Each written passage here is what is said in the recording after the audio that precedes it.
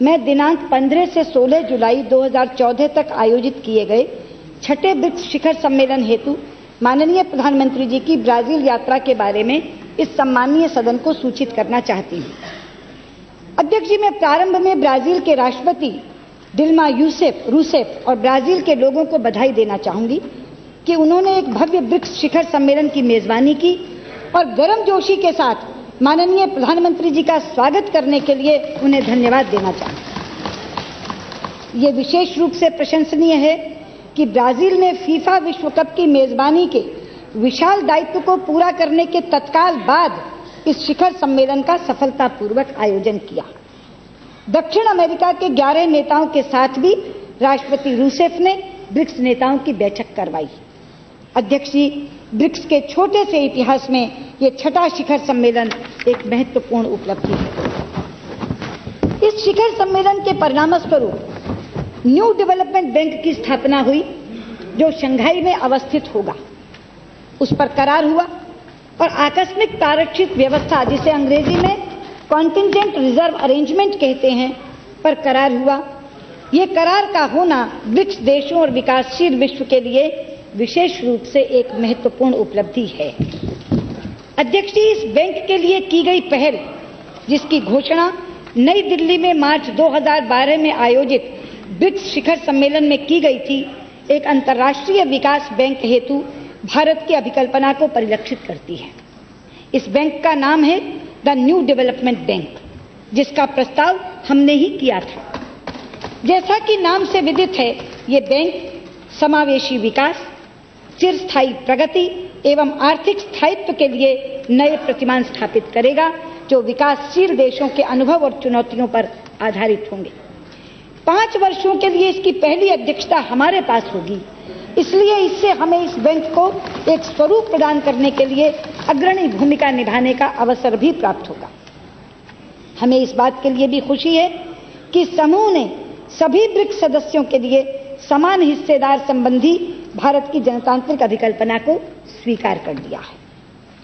ये the new development bank सदस्य देशों के लिए न केवल विकास हेतु वित्त पोषण का एक अतिरिक्त दीर्घकालिक स्रोत की पेशकश करेगा, अपितु ये विकासशील जगत में एक उम्मीद एवं उत्साह का संचार भी करेगा। ब्राजीलिया में दक्षिण अमेरिकी नेताओं द्वारा इस पहल को सर्वसम्मति और उत्साहजनक तरीके से समर्थन प्रदान किए जाने से ये बात स्पष्ट हो गई है।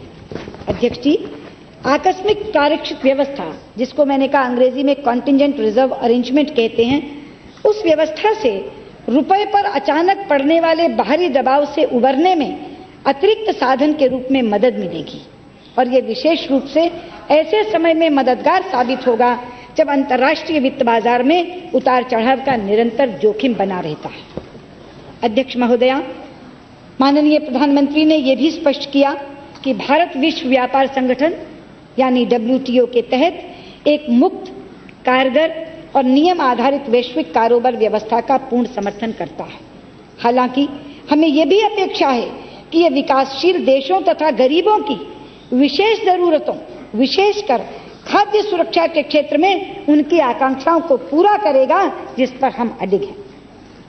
प्रधानमंत्री जी ने इस बात पर भी जोर दिया है कि संयुक्त राष्ट्र में वर्ष 2014 के उपरांत विकास एजेंडे में गरीबी समाप्त करने पर अवश्य ध्यान केंद्रित किया जाना चाहिए। उन्होंने वैश्विक अभिशासन संस्थाओं, जिनमें संयुक्त राष्ट्र सुरक्षा परिषद भी शामिल है, में सुधारों की अति आवश्यकता और महत्व पर भी बल दिया।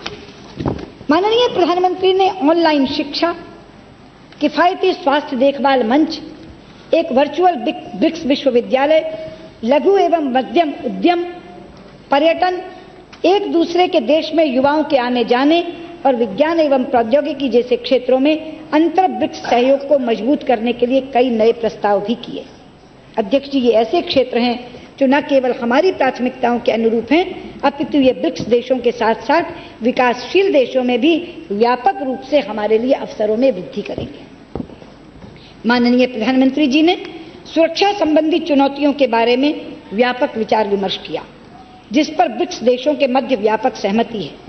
उन्होंने विशेष रूप से आतंकवाद से निपटने में सशक्त अंतर्राष्ट्रीय एकता और भागीदारी की आवश्यकता पर बल दिया, जिससे अफगानिस्तान और पश्चिम एशिया में व्याप्त मौजूदा अशांति समाप्त की जा सके। हमने सार्वभौमिक रूप से स्वीकृत अंतर्राष्ट्रीय कानूनी कार्य ढांचे, जिनमें संगत संयुक्त राष्ट्र संकल्प, मैड्रिड सिद्धांत तथा अरब शांति पहल शामिल है, के आधार पर अरब इजराइल संघर्ष का एक व्यापक, उचित और दीर्घकालिक समाधान ढूंढने की दिशा में अपनी प्रतिबद्धता की पुनः अभिपुष्टि की। हमारा मानना है कि इजराइल फिलिस्तीनी संघर्ष का समाधान मध्य पूर्व में एक चिरस्थायी समाधान के लिए एक मूलभूत घटक है और अध्यक्ष जी, इस संबंध में फोर्टालिज़ा में जारी किए गए एक संयुक्त वक्तव्य का पूरा मसौदा पहले ही सार्वजनिक कर दिया गया है। अध्यक्ष महोदया, छठे शिखर सम्मेलन में वैश्विक आर्थिक विकास और स्थिरता, संसाधन की कमी वाले देशों में आर्थिक विकास और अंतर्राष्ट्रीय शांति को बढ़ावा देने के लिए एक महत्वपूर्ण अतिरिक्त साधन के रूप में ब्रिक्स की प्रासंगिकता और भूमिका को रेखांकित किया गया। विश्व में व्याप्त राजनीतिक उथल-पुथल, आर्थिक मंदी और सामान्य तौर पर व्याप्त अनिश्चितता के कारण ब्रिक्स पर और बड़ी जिम्मेदारी आ जाती है कि वो इन चुनौतियों का सामना करने के लिए सामूहिक अंतर्राष्ट्रीय प्रयासों को सुदृढ़ करे। अध्यक्ष जी, जैसा कि छठे शिखर सम्मेलन के परिणाम दर्शाते हैं, ब्रिक्स देशों के पास ये क्षमता है कि वे तत्काल बड़े निर्णय ले सकें, जिससे हमें भविष्य में अपने लिए और बड़े लक्ष्य तय करने में प्रोत्साहन मिलेगा। अध्यक्ष महोदया, किसी भी भारतीय प्रधानमंत्री के लिए दक्षिण अमेरिका के 11 नेताओं से एक साथ मिलने का अवसर एक दुर्लभ अवसर है। माननीय प्रधानमंत्री जी भारत के प्रति उनके द्वारा दिखाए गए सौहार्द, स्नेह तथा प्रशंसा से अभिभूत हो गए। हमारी आकांक्षाएं साझा हैं और हमारे समक्ष चुनौतियां भी साझी हैं। दक्षिण अमेरिका ने हाल के समय में प्रशंसनीय प्रगति की है। हम इस महादेश को भारत के लिए विशाल संभावनाओं से भरा हुआ मानते हैं और वैश्विक अर्थव्यवस्था के लिए एक महत्वपूर्ण धुरी के रूप में देखते हैं। परस्पर सुदृढ़ संपर्क से हम अत्यधिक लाभान्वित हो सकते हैं। हम दक्षिण अमेरिका के साथ हमारे विनियोजन को गहरा तथा विस्तारित करने की इच्छा रखते हैं। दक्षिण अमेरिका को पहले उतना महत्व नहीं मिला जिसका वो हकदार है।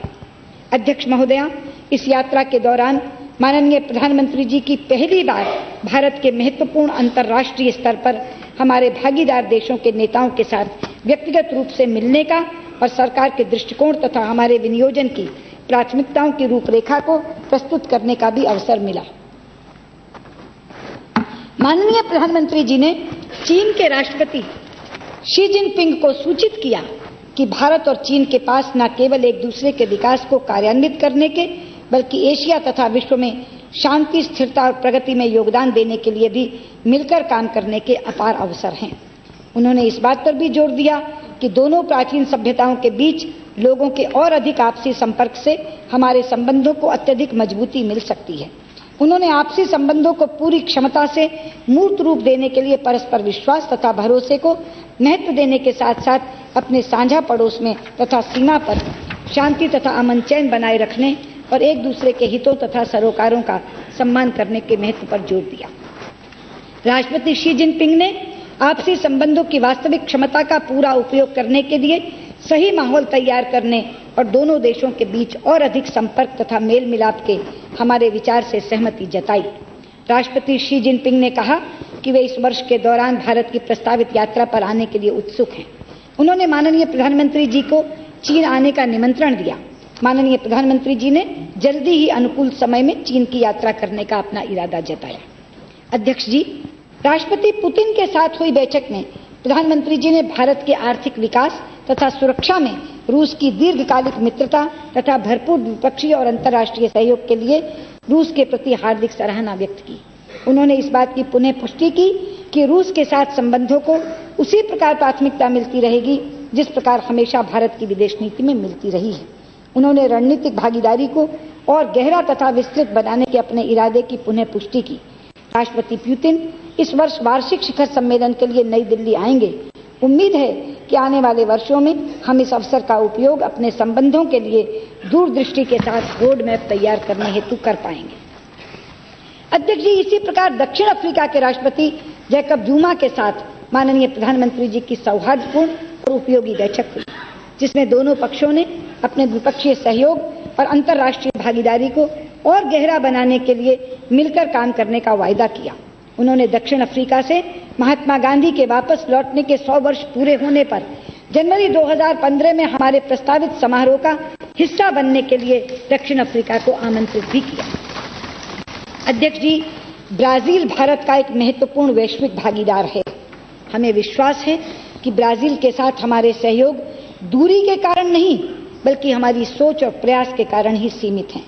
माननीय प्रधानमंत्री तथा राष्ट्रपति रूसेफ ने इस बात पर सहमति जताई कि दोनों देशों के बीच द्विपक्षीय रूप से और अंतर्राष्ट्रीय मंच पर सहयोग की अद्वितीय क्षमता है। हम दोनों देशों के बीच बढ़ते संबंधों को और गति प्रदान करने की इच्छा रखते हैं। अध्यक्ष महोदया, माननीय प्रधानमंत्री जी ब्रिक्स शिखर सम्मेलन तथा भागीदार ब्रिक्स देशों के साथ साथ दक्षिण अमेरिका के साथ उनकी बैठकों के परिणाम से अत्यधिक संतुष्ट हैं।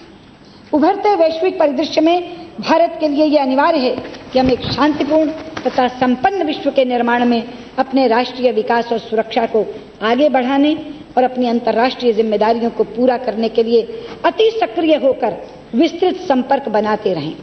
हम पश्चिमी एशिया से लेकर पूर्वी एशिया तक अपने पड़ोस पर विशेष ध्यान देना जारी रखेंगे।